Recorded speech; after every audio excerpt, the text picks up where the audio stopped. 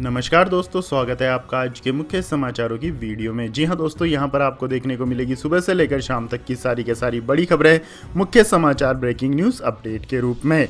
तो दोस्तों आपसे रिक्वेस्ट है इस वीडियो को ज़्यादा से ज़्यादा लाइक और शेयर करें।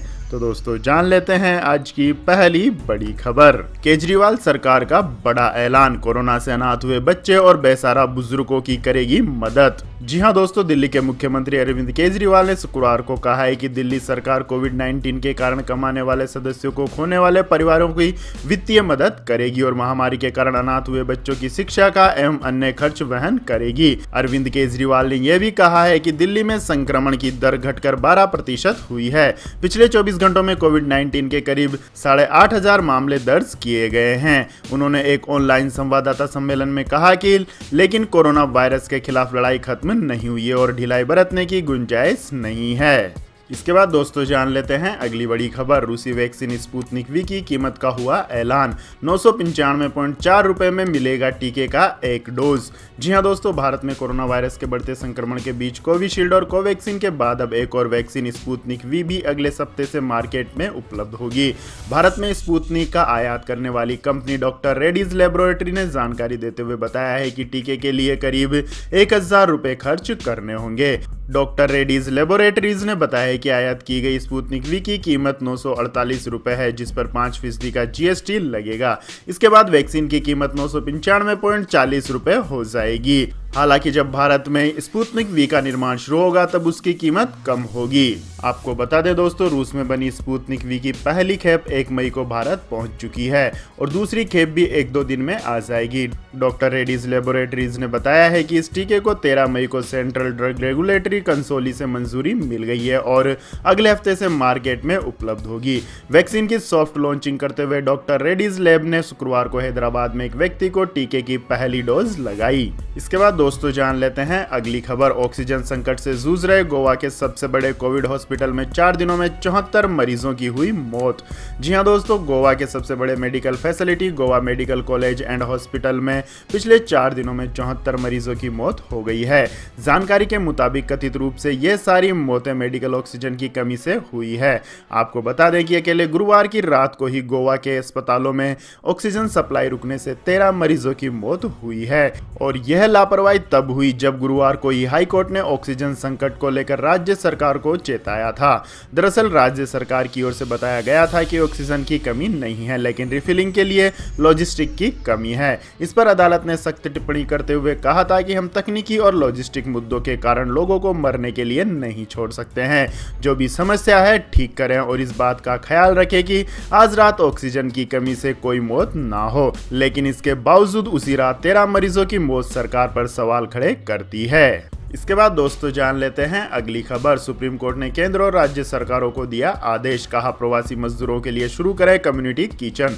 जी हां दोस्तों, कोरोना वायरस के बढ़ते संक्रमण को रोकने के लिए कई राज्यों में लॉकडाउन जैसे प्रतिबंध लागू है। इस कारण प्रवासी मजदूरों को काम नहीं मिल पा रहा है और उनको आर्थिक मुश्किलों का सामना करना पड़ रहा है। सुप्रीम कोर्ट ने प्रवासी मजदूरों की समस्याओं को देखते हुए दिल्ली, उत्तर प्रदेश और हरियाणा सरकार को निर्देश दिए हैं और कहा है कि प्रवासियों के लिए व्यवस्था करें। कई राज्यों में फंसे प्रवासी कामगारों की मुश्किलों को कम करने के लिए कई अंतरिम निर्देश देते हुए सुप्रीम कोर्ट ने कहा कि एनसीआर क्षेत्र में आत्मनिर्भर भारत योजना केंद्र, दिल्ली, उत्तर प्रदेश और हरियाणा सरकारों को अन्य योजनाओं के तहत प्रवासी मजदूरों को राशन मुहैया कराना चाहिए। कोर्ट ने कहा कि प्रवासी कामगारों के लिए वे सामुदायिक रसोई शुरू करें और जो कामगार घर वापस जाना चाहते हैं उनके लिए परिवहन की व्यवस्था करें। न्यायमूर्ति अशोक भूषण और न्यायमूर्ति एम.आर. शाह की पीठ ने कहा कि केंद्र सरकार प्रवासी कामगारों की जरूरतों का ख्याल रखते हुए समुचित व्यवस्था करने का निर्देश रेल मंत्रालय को दें। इसके बाद दोस्तों जान लेते हैं अगली खबर। गरीब कोरोना मरीजों को पंजाब सरकार देगी फ्री में खाना।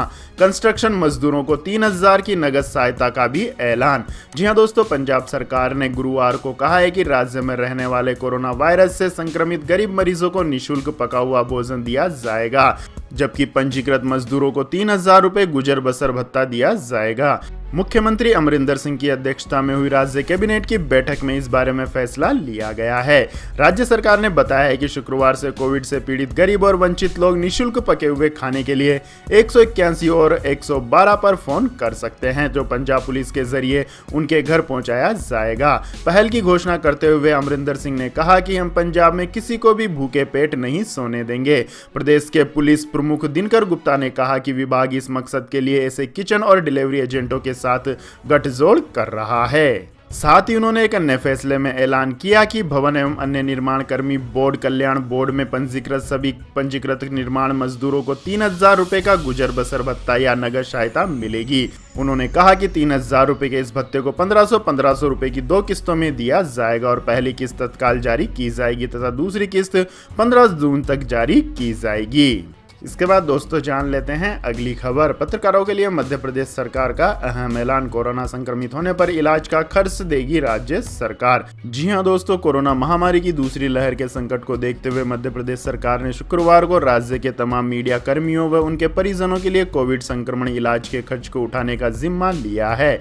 मध्य प्रदेश के मुख्यमंत्री शिवराज सिंह चौहान ने घोषणा की है कि प्रिंट, इलेक्ट्रॉनिक व डिजिटल मीडिया के पत्रकारों के कोविड-19 संक्रमण के इलाज का खर्च राज्य सरकार वहन करेगी। मुख्यमंत्री ने कहा कि मीडिया के पत्रकारों और उनके परिवारों के कोविड-19 इलाज संबंधी तमाम खर्च का वहन राज्य सरकार करेगी। मुख्यमंत्री ने यह जानकारी अपने आधिकारिक ट्विटर हैंडल पर वीडियो मैसेज के जरिए दी है। मुख्यमंत्री ने कहा है कि मीडिया के पत्रकार साथी दिन रात अपने पत्रकारिता धर्म का निर्वहन कर रहे हैं। राज्य में पत्रकार बीमा योजना के तहत अधिमान्य व गैर अधिमान्य पत्रकारों के इलाज की सुविधा है। अब यदि पत्रकार या उनके परिवार का कोई सदस्य संक्रमित होता है तो उनके इलाज का खर्च राज्य सरकार उठाएगी। आपको बता दें दोस्तों, इससे पहले मुख्यमंत्री ने महामारी के कारण अनाथ हुए बच्चों के लिए भी पेंशन का ऐलान किया था। इन बच्चों की पढ़ाई का खर्चा उठाने का जिम्मा लेते हुए अनाथ हुए परिवारों को हर महीने मुफ्त राशन देने का भी वादा किया है। उन्होंने कहा था कि महामारी ने कई परिवारों को तोड़कर रख दिया। कई परिवार ऐसे हैं जिनके बुढ़ापे का सहारा छिन गया और कुछ ऐसे बच्चे हैं जिनके सिर से माता पिता का साया उठ गया है। ऐसे बच्चे जिनके पिता अभिभावक का साया उठ गया है और कोई कमाने वाला नहीं है, इन परिवारों को 5,000 रुपए पेंशन दी जाएगी। इसके बाद दोस्तों जान लेते हैं अगली बड़ी खबर। आरबीआई ने यूनाइटेड कोऑपरेटिव बैंक का लाइसेंस किया रद्द, जमाकर्ताओं को मिलेंगे 5 लाख रुपए वापस। जी हां दोस्तों, रिजर्व बैंक ऑफ इंडिया ने यूनाइटेड कोऑपरेटिव बैंक लिमिटेड का लाइसेंस रद्द कर दिया है। पश्चिम बंगाल के बगनान में मौजूद इस बैंक की खराब वित्तीय हालत को देखते हुए आरबीआई ने यह कदम उठाया है। लाइसेंस रद्द होने के बाद 13 मई 2021 से यूनाइटेड कोऑपरेटिव बैंक लिमिटेड में सभी तरह की बैंकिंग गतिविधियों पर रोक लग गई है। आरबीआई ने बताया है कि पश्चिम बंगाल के कोऑपरेटिव सोसाइटीज के रजिस्ट्रेशन में भी बैंक को बंद करने और लिक्विडेटर की नियुक्ति करने की अपील की थी। आरबीआई के इस कदम से अब कोऑपरेटिव बैंक्स के जमाकर्ताओं की चिंताएं बढ़ने लगी हैं कि बैंक में जमा उनके पैसों का क्या होगा, पैसे उन्हें वापस मिलेंगे या नहीं। आपको बता दें दोस्तों, आरबीआई का कहना है कि बैंक के पास पर्याप्त पूंजी नहीं है और ना ही भविष्य में उसकी कमाई की कोई उम्मीद है। जहां तक बैंक के ग्राहकों का सवाल है तो बैंक के सभी जमाकर्ताओं को डिपॉजिट इंश्योरेंस और क्रेडिट गारंटी कॉर्पोरेशन के जरिए पूरी जमा रकम लौटाई जाएगी। बैंकों की ओर से ग्राहकों के बारे में जो आंकड़े उपलब्ध कराए हैं उसी के मुताबिक सभी जमाकर्ताओं को पूरी रकम लौटाई जाएगी। हालांकि केंद्रीय नियमों के मुताबिक 5 लाख रुपए तक की अधिकतम सीमा का पालन भी किया जाएगा। इसके बाद दोस्तों जान लेते हैं अगली खबर। कोरोना से माता पिता खो देने वाले बच्चों की पढ़ाई का खर्च उठाएगी छत्तीसगढ़ सरकार, साथ में देगी छात्रवृत्ति। जी हां दोस्तों, कोरोना के खिलाफ लड़ाई के दौरान छत्तीसगढ़ सरकार ने एक ऐसा निर्णय लिया है जो कोविड पीड़ितों के कुछ आंसू पहुंच सकेगा। कोरोना के निर्मम प्रहार के चलते जिन बच्चों का सब कुछ छिन गया है, अब छत्तीसगढ़ सरकार उनका संबल बनने जा रही है और न केवल उनकी शिक्षा का दायित्व उठाएगी बल्कि उनके भविष्य को संवारने की हर संभव कोशिश भी करेगी। सरकार की संवेदनशील पहल को अमली जामा पहनाया जाएगा छत्तीसगढ़ महतारी दुलार योजना के माध्यम से। ये योजना इस वित्तीय वर्ष से लागू की जाएगी। ऐसे बच्चे जिन्होंने अपने माता पिता को इस वित्तीय वर्ष के दौरान कोरोना के कारण खो दिया है, उनकी पढ़ाई का पूरा खर्च अब छत्तीसगढ़ सरकार उठाएगी। साथ ही 1 से 8वीं तक के ऐसे बच्चों को 500 रुपए प्रति माह और 9वीं से 12वीं तक के बच्चों को 1,000 रुपए प्रति माह की छात्रवृत्ति भी राज्य सरकार देगी। सरकारी या निजी किसी भी स्कूल में पढ़ाई करने पर ये बच्चे इस छात्रवृत्ति के लिए पात्र होंगे। इसके बाद दोस्तों जान लेते हैं अगली बड़ी खबर। लेकिन दोस्तों अगली खबर जानने से पहले आप लोगों से गुजारिश है कि इस वीडियो में दिखाई गई खबरें अगर आपको पसंद आई हो तो इस वीडियो को लाइक करें, शेयर करें और हमारे चैनल को सब्सक्राइब करें। तो दोस्तों जान लेते हैं अगली बड़ी खबर। अमेरिकियों को बड़ी राहत, कोरोना वैक्सीन लगवा चुके लोग बिना मास्क निकल सकते हैं बाहर। जी हां दोस्तों, दुनिया भर में कोरोना संक्रमण के मामले तेजी से बढ़ रहे हैं। विश्व में कोरोना से संक्रमित मरीजों की संख्या 16,17,23,000 के पार पहुंच गई है। दुनिया में कोरोना से सबसे ज्यादा प्रभावित अमेरिका के लिए अब राहत की खबर आई है। अमेरिका के disease control and prevention centre ने दावा किया है कि कोरोना वैक्सीन की दोनों खुराक ले चुके लोग पूरी तरह से सुरक्षित हैं।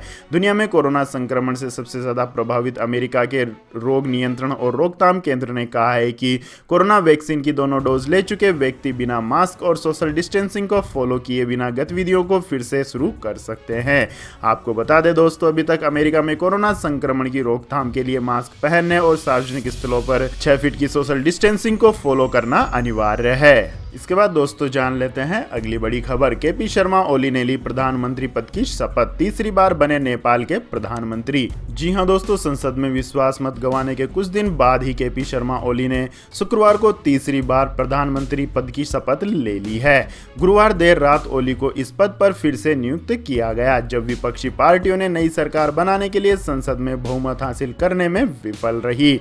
आपको बता दें दोस्तों, राष्ट्रपति विद्यादेवी भंडारी ने CPN-UML के अध्यक्ष ओली को गुरुवार को रात फिर से प्रधानमंत्री नियुक्त किया। इससे 3 दिन पहले वे प्रतिनिधि सभा में अहम विश्वास मत हार गए थे। इससे पहले केपी शर्मा ओली 11 अक्टूबर 2015 से 3 अगस्त 2016 तक और फिर 15 फरवरी 2018 से 13 मई 2021 तक प्रधानमंत्री रह चुके हैं। इसके बाद दोस्तों जान लेते हैं अगली खबर। 1,000 रुपए का सोना खरीदने पर 2100 का गोल्ड फ्री दे रहा है पेटीएम। जी हां दोस्तों, अक्षय तृतीया पर आप सोना खरीदना चाहते हैं लेकिन लॉकडाउन के कारण दुकानें बंद होने के चलते नहीं खरीद पा रहे हैं, तो आप घर बैठे पेमेंट वॉलेट पेटीएम से सोना खरीद सकते हैं। सबसे अच्छी बात यह कि पेटीएम एक ऐसा ऑफर लेकर आया है जिसमें सोने की खरीदारी के साथ ही मुनाफा भी साथ में होगा। पेटीएम के ऑफर में 2100 रुपए का गोल्ड फ्री में पाने का मौका आपको मिल सकता है। हालांकि इसके लिए 1,000 रुपए के गोल्ड की खरीदारी करना जरूरी होगी, लेकिन उससे भी जरूरी बात यह है कि आप इस ऑफर का लाभ सिर्फ तब उठा सकते हैं जब आप पेटीएम पेमेंट बैंक के यूजर हों। आपको बता दें दोस्तों, अक्षय तृतीया पर पेटीएम ने जो एक्स्ट्रा गोल्ड कैशबैक का ऑफर शुरू किया है, इसके तहत कम से कम 1,000 रुपए का सोना खरीदने पर 2100 रुपए तक का एक्स्ट्रा सोना और 3% कैशबैक मिलेगा। हालांकि कैशबैक के लिए कम से कम 2,000 रुपए का सोना पेटीएम पेमेंट बैंक से खरीदना होगा। इसके बाद दोस्तों जान लेते हैं अगली बड़ी खबर। अमेरिका में कोरोना वैक्सीन को बढ़ावा देने का अनोखा तरीका, टीका लगवाने पर 7 करोड़ रुपए जीतने का होगा मौका। जी हां दोस्तों, कोरोना वायरस के खिलाफ वैक्सीन को सबसे बड़ा हथियार माना जा रहा है और दुनिया भर की सरकारें लोगों को वैक्सीन के लिए प्रेरित करने की कोशिश कर रही हैं।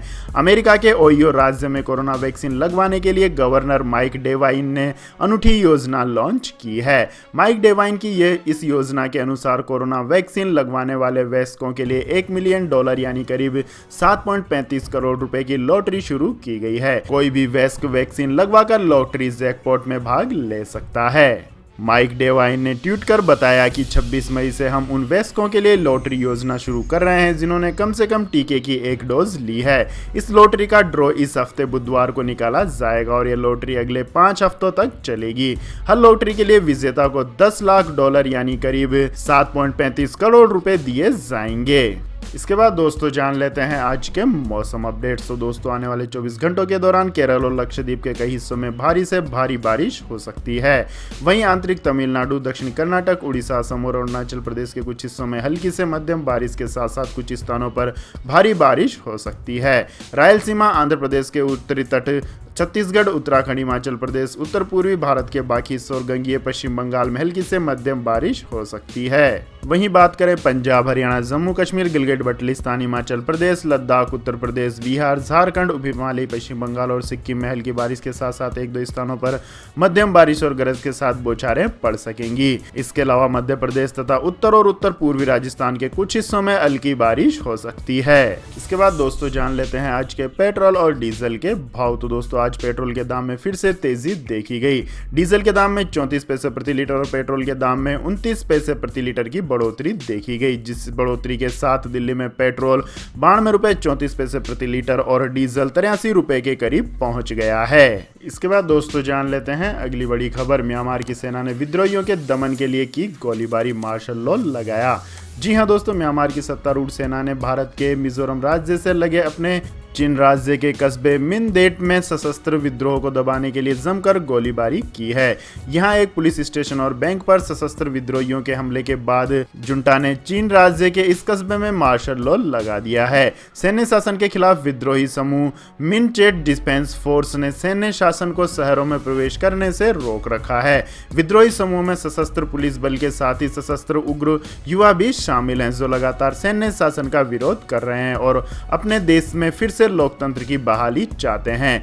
चीन आदिवासियों के कुछ पुराने विद्रोही भी सैन्य शासन के खिलाफ विद्रोह से जुड़ गए हैं। वह सरकारी ठिकानों पर हमलों के लिए देसी हथियारों का इस्तेमाल कर रहे हैं। इसके बाद दोस्तों जान लेते हैं अगली खबर। इजराइल ने गाजा सीमा पर भेजे 9000 सैनिक जमीनी आक्रमण के लिए रहेंगे तैयार। जी हां दोस्तों, इजराइल ने कहा है कि वह गाजा सीमा पर बड़ी संख्या में सैनिकों को भेज रहा है और उसने हमास शासित क्षेत्र में संभावित जमीनी आक्रमण के लिए 9000 सैनिकों को तैयार रहने को कहा है। यह दिखाता है कि दोनों शत्रु युद्ध की ओर बढ़ रहे हैं। मिस्र के मध्यस्थ संघर्ष विराम प्रयासों के लिए इजराइल पहुंचे, लेकिन उसमें प्रगति के कोई संकेत नहीं दिखे हैं। इजराइल में चौथी रात भी सांप्रदायिक हिंसा होने के बाद लड़ाई और तेज हो गई है। यहूदी और अरब समूहों में लोड शहर में झड़पें हुई है। पुलिस की मौजूदगी बढ़ाने के आदेश देने के बावजूद झड़प हुई है।